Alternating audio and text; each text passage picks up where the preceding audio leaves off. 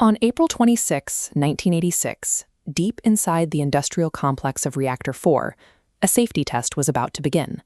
The objective was to see if the facility's spinning turbines could generate enough electricity to keep coolant pumps running during a brief power failure. But hours earlier, a regional grid controller asked the plant to delay its power reduction to meet unexpected civilian electricity demand, pausing the test schedule for 9 hours. By the time the grid allowed the test to resume at midnight, the day shift crew, fully briefed on the procedure, clocked out. An incoming night shift took over, largely unprepared for the highly specific sequence of actions they were now expected to execute. This single bureaucratic delay forced an uninformed crew to operate a complex reactor under conditions it was never built to sustain. As the new shift tried to lower the power to the target level, a control system mismatch caused the reactor's thermal power to plummet to a near-critical low of just 30 megawatts. Holding the reactor at low power for 9 hours had allowed a byproduct called xenon-135 to accumulate inside the core. This gas absorbs neutrons, effectively choking the nuclear chain reaction. To fight the xenon poisoning and force power back up, operators manually withdrew almost all control rods from the core. This maneuver dropped the operating reactivity margin to just 8 equivalent rods, severely violating the mandatory safety minimum of 15. With the rods pulled out and the coolant flow highly unstable, the reactor was perfectly balanced on the edge of a runaway power surge. The safety test was now ready to begin. At 1:23 and 4 seconds a.m., the operators shut off the turbine. Without adequate coolant flow, water at the bottom of the core started boiling into steam, triggering an immediate, uncontrollable surge in reactor power. Trying to halt the runaway reaction, the crew pressed the AZ-5 emergency shutdown button to drop the control rods back in, but the rods had graphite tips, which initially displaced water and spiked the reactivity even higher. At 1:23 and 47 seconds, pressure inside the fuel channels ruptured the pipes. A massive steam explosion lifted the 1,000-ton biological shield off the reactor, exposing the core. A second blast followed seconds later, likely a hydrogen ignition. Over 1,200 tons of highly flammable graphite moderator were now burning in the open air, scattering fragmented nuclear fuel across the facility. The physical chain reaction within the reactor had destroyed itself in a matter of seconds. In its place, an uncontrollable environmental catastrophe had been unleashed. Minutes after the blasts, 14 local firefighters arrived at the plant. They were dispatched under the assumption they were fighting a standard electrical fire on the roof. Wearing only standard canvas turnout gear, the crews battled flames on a highly flammable bitumen roof. They chipped away scattered graphite blocks with their boots, entirely unaware they were standing in an open reactor core. The extreme radiation fields immediately triggered acute radiation syndrome. Within minutes, the first responders experienced severe vomiting, dizziness, and rapid cellular breakdown. By 5 in the morning, their efforts successfully prevented the flames from reaching Reactor 3. They gave their lives fighting an invisible hazard that their own government refused to acknowledge. In the control rooms and administrative offices, plant directors refused to believe the core had exploded. They relayed false reports to Moscow, insisting the reactor was intact and being cooled. Because of this denial, the 49,000 residents of the neighboring city of Pripyat were left entirely in the dark. For 36 hours, families went about their weekend routines, breathing in heavily contaminated air.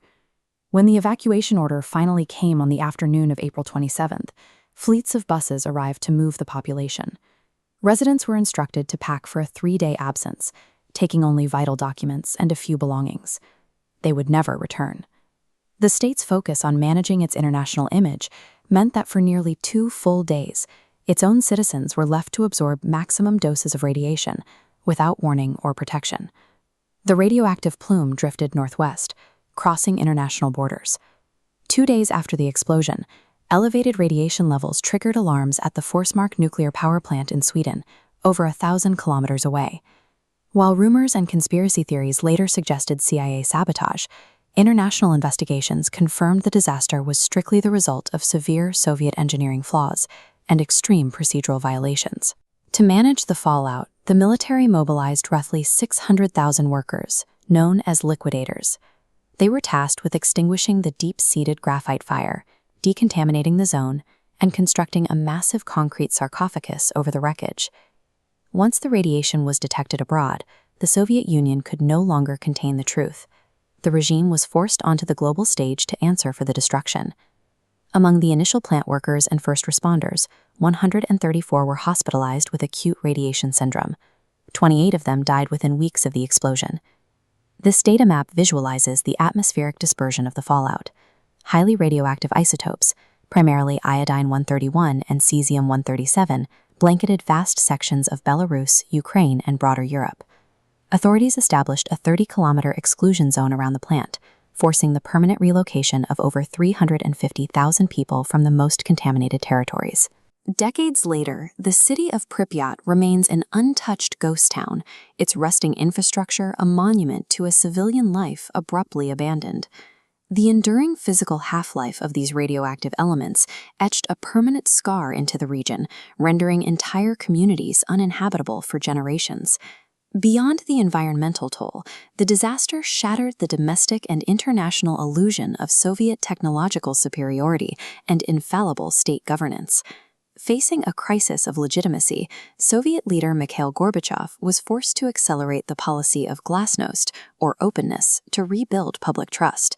In the republics of Ukraine and Belarus, the central government's handling of the fallout became a symbol of Moscow's disregard for local lives.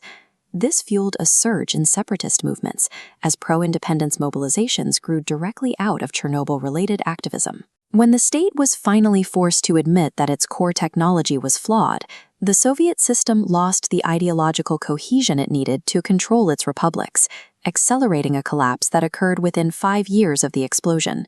To manage the persisting radiation, an international coalition funded the new safe confinement structure, a massive steel arch sealing the ruins for another century. Yet the site remains vulnerable. In February 2025, a Russian military drone struck the new safe confinement structure, blasting a hole through the protective shelter and proving that the ruins of Reactor 4 are still susceptible to the instability of the region. 40 years after the explosion, the struggle to contain the ruins continues. The events of April 26th demonstrate that a government can attempt to suppress the truth, but it cannot suppress the physical fallout that follows.